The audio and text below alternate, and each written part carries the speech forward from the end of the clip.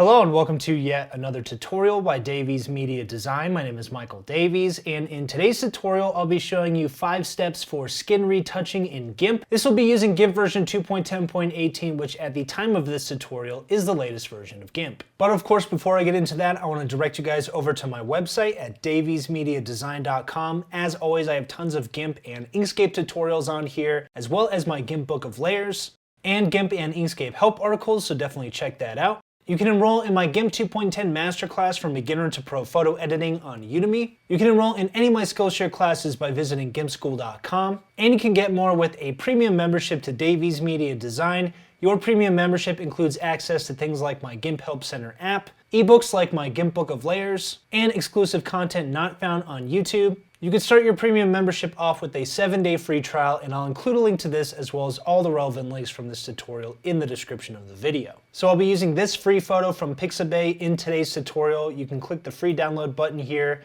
and I went with the 1920 by 1280 version and click download. So here is the final result. Obviously a major difference. If I shift click, there's the before. Shift click, here is the after. And something you guys will notice about this is that she still has her freckles and a lot of the details on her face, so it doesn't look totally fake here. It doesn't look totally airbrushed. And that's what I'll be showing you guys today in this 5-step process for retouching skin in GIMP. So the first step is going to be spot removal using the heal tool. And to start with this, we're going to, of course, need to open up the original photo. To do that, I'll come over here and go to File. You guys go to Open, and in my case, I'll go to Open Recent. And I'll just click on the original photo. Once I have the original photo opened up, I'll come over here and duplicate the original image. I'll rename this one Original, and this one will be Retouch. Hit the Enter key. Next, hit the H key on your keyboard, or come over here inside your tool groups, click and hold the tool group, which will probably have Clone by default, and just select the Heal tool. So the Heal tool is a great spot removal tool, which means whenever you have a problem area that's pretty small, so usually it's in the shape of a small circle or just any small shape inside of your image, you can use the Heal tool in order to just remove that spot and blend it in with the surrounding pixels. So what I'll do is I'll hold Control and zoom in, and you can adjust the size here in the tool options. So I'm going to decrease the size of this until it's about the size of the area I want to remove, which is going to be this acne here. I also recommend going with a pretty soft brush, so turn down the hardness to about 32 or somewhere usually between 20 and like 35. And I also have the force turned down pretty low, so right now it's around 24.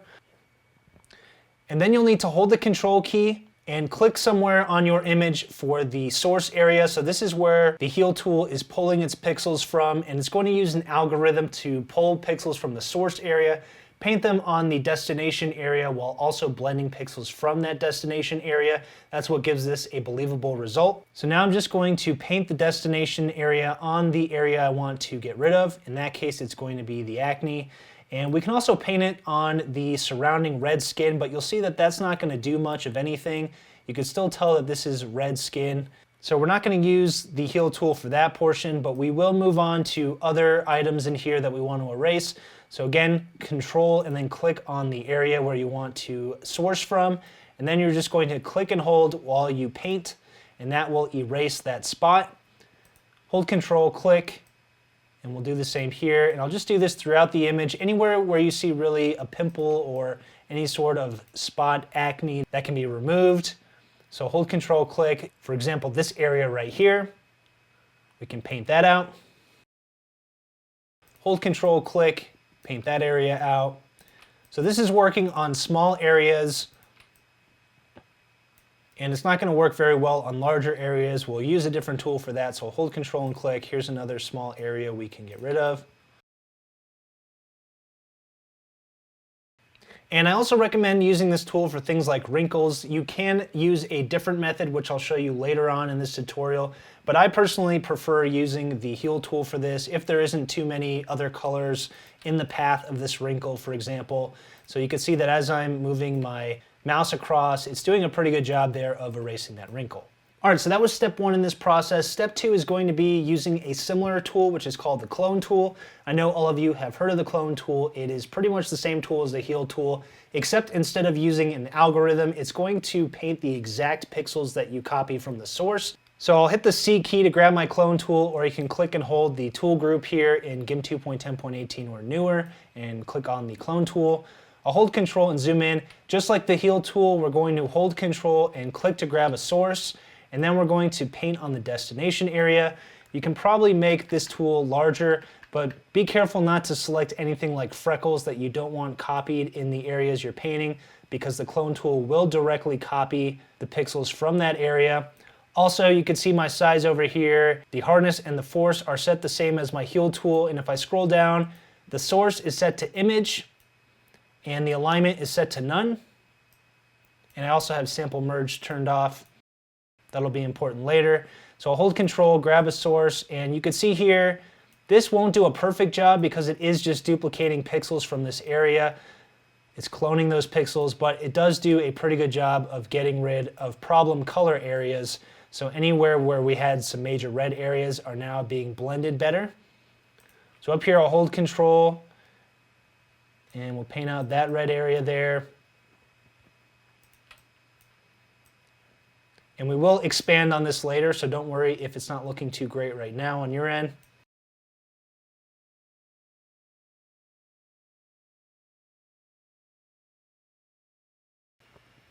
All right, so now you can see a majority of those large red areas have been removed. All right, we've removed the larger areas with the spot removal heal tool, and then we've also removed the red coloring in the skin using the clone tool. The third step in this process is going to be to smooth out the skin tones using something called frequency separation. So this is a very commonly used tool in skin retouching, although a lot of people tend to use it on its own, and I think that's kind of a mistake. I think it is a quick way to be able to retouch skin, but it's kind of an incomplete picture. So that's going to be the third step in our process, and to use this, I'm going to duplicate the retouch layer, and on the copy, so make sure we're clicked on this to make it active, we can come over here to Filters, Enhance, and Wavelet Decompose is built in here with GIMP 2.10.18. This used to be a third-party plugin, but it became really popular, so they just built it directly into GIMP. So I'll click on that. It's going to ask you how many scales you want. 5 is a good place to start for beginners. If you are familiar with this tool, you can just go with something like 7, but I will stick with 5 here. Make sure this is created in a layer group by checking this first option. So I'll click OK. So what this does is it creates 5 different layers here, scale layers, and it's going to set each layer mode here to grain merge. And the top scale layer is going to contain the finer details, the smaller details. The bottom layer is going to contain the larger details. If I come over here and increase the preview size of my layers, so let's go with gigantic, you can get a better look. So here you can see there are much larger details in the scale 5 layer than there are in this first one. You can't even see what's going on there really. And let me just come back up here and change the preview size back to large. Then you also have the residual layer, so this pretty much contains the colors as you can see, and it's going to also be a slightly blurred layer. And all of these layers, all 6 of them, are going to be placed inside this decomposition layer group. So I can hide the layer group, and that will hide all of those wavelet decompose layers. So let me unhide that. And shift click on this eye icon, that will unhide all of the layers in the layer group. So what I recommend doing with the wavelet decompose filter when it comes to skin retouching is selecting large areas in the face and then using those large selection areas to smooth out the skin complexion, make it look more even. And most of this is going to happen on the first 3 layers here, so residual, scale 5, and scale 4. Beyond that, it gets to be a bit too much sometimes, so I'll start with the residual layer, and you can see here the layer mode of this one is just normal. But I'll hold control and zoom in slightly with my mouse wheel. Then I'll come over here and grab my free select tool. And what I want to do is select large areas of the face. But first, make sure the feather edges option is checked here, and I have this set to about 24 right now. You guys can go higher, and it is recommended to stay around 30. So I would say it's probably somewhere between 20 and 40 is going to work best for the feathering here. So now we're going to draw the area we want to adjust. So in this case, we're going to select around the jawline, the chin, then we're going to go under the nose. We're going to stay off the nose and go under the eye and then go around the eye like this. So we're going to stay off of the eyelashes. And then we're going to stop right above the eyebrows there, like so. And then we're going to wrap it around stay off the ear, and we'll close that off. So I'll hit the Enter key. If you missed large areas, you can hold the Shift key. That will add the key modifier to add to the current selection, and then you can just draw the areas you'd like to add to this selection you've already drawn. Hit the Enter key, hold the Shift key, and once again, I'm going to grab these areas, hit the Enter key. Just do one more area there. All right, once you've selected the area you want to adjust, making sure we're still on the residual layer, now we'll come up to Filters, Blur, Gaussian Blur, and this time on the residual layer we can crank this up quite a bit, so I recommend going to something around 30. And you can see that as we do that, it is smoothing the complexion there. It's making it a lot more even. There's less blotchiness in the skin, but it's also keeping all the freckles and the little details here. That's the purpose of these layers here. It's keeping all those finer details, which makes this look nice and realistic still. So we'll go with something around 30 and click OK. And keeping the selection area, now we'll hop up to Scale 5, and we'll come back here to Filters, Blur, Gaussian Blur. And this time we don't want to go all the way up to 30 because now it's starting to look fake. So we're going to go with something between 5 and maybe a little above 10 at the most. So let's go about right there. There's a before, there's an after. I'll click OK. And that's already done a lot of work, but if you want to do even more, you can come up to the Scale 4 layer, go to Filters, Blur, Gaussian Blur, and this time do something very minute. So probably something less than 5 is more than enough, and I'll click OK. So I'll hit Control-Shift-A to deselect that, and you can see now the skin tone is much more even. In my opinion, I kind of overdid it here, but I think for the sake of demonstration, you guys can see how this works. So now we will do the forehead area, so I'll come back to the residual layer, hold Control and zoom in slightly, grab the Free Select tool, and we'll outline the forehead area that we want to edit. So we'll stay off the eyebrows and try to go as close to the outline here as possible. And connect. So I'll hit the Enter key.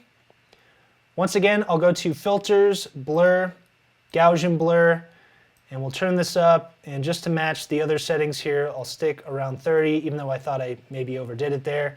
You can probably go with about 25 and be safe, and I'll click OK. We'll do the same to Scale 5, so Filters, Blur, Gaussian Blur, something around the 10 mark here. Click OK, and lastly we'll do Scale 4, so Filters, Blur, Gaussian Blur, and we'll do something probably below 5, and click OK. Control-Shift-A to deselect that. So the reason you want to feather the edge and also get as close to the outline here as possible is you don't want there to be a harsh line between the edits you've made and the original image, because it will create sort of a line there, which is kind of happening here. It's not too bad. But now I'll move on to the nose, which is going to be the last area. So coming back to the residual, come over here to the Free Select tool, and now I'm just going to select the nose here. And connect that, and then I'll hit the Enter key. And now we'll go to Filters, Blur, Gaussian Blur, and I don't want to turn it up too much here because it is grabbing some of the color from outside and bringing it in, which is making her nose dark. So that doesn't look great. So we'll keep this pretty minimal here. Move up to the Scale 5 layer. Filters, Blur, Gaussian Blur. We'll do something very minimal here. And that is actually helping to get rid of some of that gray. Click OK. And go to Scale 4, Filters, Blur, Gaussian Blur. And luckily that is getting rid of that gray. So I'll click OK. Control-Shift-A to deselect that. Hold Control and zoom out. So as you can tell, her skin is looking a lot better. So some of you are wondering, if we're only using the residual layer and the Scale 5 and Scale 4 layers, what are the other layers for? Well, those layers contain the finer details, so if there are things such as bumps in the skin or even sometimes wrinkles, you can use those layers to get rid of those small artifacts in the image. So for example, if I hold the Shift key and click on the Scale 2 layer, and hold Control and zoom in, you can see the finer details that are displayed on this layer. So you can start to see some bumps. You can see a lot of hairs on this layer. Let's hide that and go to Scale 1. So it's even more of the hairs and even smaller bumps here. And then if we go to scale 3, now we can start to see some of the larger parts of the bumps as well as some of the freckles. So if you wanted to get rid of the freckles for whatever reason, you can get rid of them here. So let's say, for example, we want to get rid of this bump right here.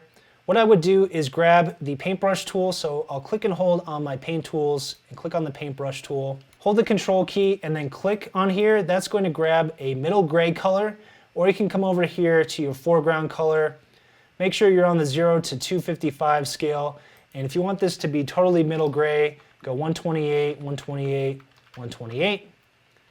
Click OK. And anytime you paint middle gray on any of these scale layers, because we're on grain merge, it's basically just going to completely erase those pixels, so it'll get rid of those artifacts. And now I'm going to decrease the size of this using the left bracket on my keyboard. I think it was this bump right here. So let me come back to my scale 3 layer, make sure that layer is selected, otherwise the paint tool won't work. And then we can paint that out with the middle gray. And we can do that with any of the details in here. So there's another bump here, we can paint that one out. And let me hide that layer and unhide scale 4. So you can see now there's less of those finer details in here. Scale 5, same thing. So that is the use of those scale 1 through 3 layers. So now I'll hold the shift key and click on the residual layer to unhide everything. Hold control and zoom out. All right, so the fourth step in this process is going to be using the high pass method in order to make the skin look softer. This is probably going to be more commonly used with female models or anytime you just need the skin softened, maybe like baby photos. So what we'll do here is come up to the top, right click and go to New from Visible. So we'll click and drag this to the top. So now everything we've done to this point is on this visible layer. So now what I'll do is duplicate this visible layer, and I'm going to rename this one High Pass and hit the Enter key. Next, I'll come over to Colors, Invert. So that'll invert all the colors in our image. Then I'll come over here and change the layer mode to Vivid Light. And lastly, what I'll do is I'll come up here and go to Filters, Enhance, High Pass.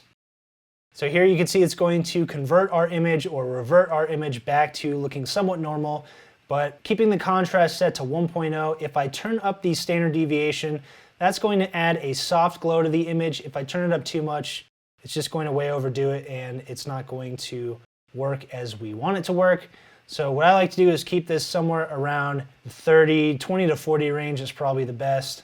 So the lower you go, you can tell the softer it's looking there. So maybe I'll go with about right there, around 30, and then I'll click OK. So that obviously is way too much. What I need to do is right click on here and go to Add Layer Mask, and we'll go with Black Full Transparency, which will hide everything. Next, what I'll do is grab my airbrush tool. So I'll click and hold the paint tools group and grab my airbrush tool, or it's the A shortcut key. And now I'm going to increase the size of my airbrush. And I also want this to be a pretty soft brush, so around 30 or so. And you can adjust the force as you go. I'll keep the opacity to 100 for now. So what this is doing is airbrushing your photo, but instead of just airbrushing a color and covering up all the details of our pixels, now we are able to add a softer look while still maintaining those details. The last thing I need to do here is revert my colors back to black and white and make sure white is my foreground color. And so now painting on the black layer mask here for the high pass layer, I'm going to begin painting here. And I'm only going to paint on the areas of the skin. I don't want to paint on anything like the eyes or the eyebrows or the lips, anything like that. So this is softening up the complexion. And I'll also perform this down here. If that's too much in terms of the softening effect, you can always turn down the opacity here. So you can see as I turn the opacity down, it is lessening that effect. So let's just add a tiny bit here. And you can also switch these colors so that black is your foreground color and paint on the hair and anywhere where maybe you see some of the softness spilling over. So the eyebrows is another good example here. So I'll decrease the size of this using the brackets and just paint on those eyebrows. I don't think we really have this problem right now, but just an example there. All right, the fifth and final step of this process is going to be contouring using the dodge and burn tools, and we're also going to make some adjustments to the final color of this to make it all come together. But first what I'll do is right click on here and go to new from visible again. So now we have everything on a single visible layer up to this point. So I'll double click on this to rename it, and I'll name it contour, hit the enter key. Then I'll come over and grab my dodge and burn tool. And you can see I've adjusted the opacity of this so it's somewhere around 50%. I'm also going to increase the size. And I unchecked the incremental option. I just don't like that option. So we have two options, dodge and burn. And then with the dodge or burn settings, you can adjust the shadows, midtones, or highlights. So the dodge setting is going to lighten the area. The burn setting is going to darken it. And if we turn up or down the exposure, it's going to basically intensify that effect. So what I'll do is I'll lighten the areas that match the contours of her face. And so for example, over here, I'll also lighten the jawline. I did her cheeks. And we can also do some parts of the forehead here, maybe by her temple. And right now I'm on the highlights. I can also do the same for the midtones and shadows, which I'll skip for the sake of time. But if I hold the control key, that will switch over to burn. So now it's going to darken the highlights by the same exposure amount. And what I like to do is just darken right under the highlights there. So not too much. And same right here. So really anywhere close to the highlighting I've done, I like to darken it a bit, and that accentuates the highlighting. If you decide you want to lessen the contouring slightly, all you have to do is click on the contouring layer and decrease the opacity, and that allows you to adjust how much is going on there. The final step, I'll right click, add one more new from visible, and then I'll come over here to colors, color temperature, increase the color temperature here. In this case, this helps to bring out some of the warmth in her skin there. I'll click OK. That might not always be the case for you guys, but for this particular photo, I thought it looked pretty good. All right, so coming down to the bottom layer, shift click, there's before, shift click, there's the final. All right, so that's it for this tutorial. Hopefully you liked it. If you did, you could subscribe to my YouTube channel at youtube.com/daviesmediadesign. Don't forget to click the little bell icon to be notified each time I have a brand new tutorial. You can also check out any of the links to my resources in the description of the video. But thanks for watching, and I'll see you next time.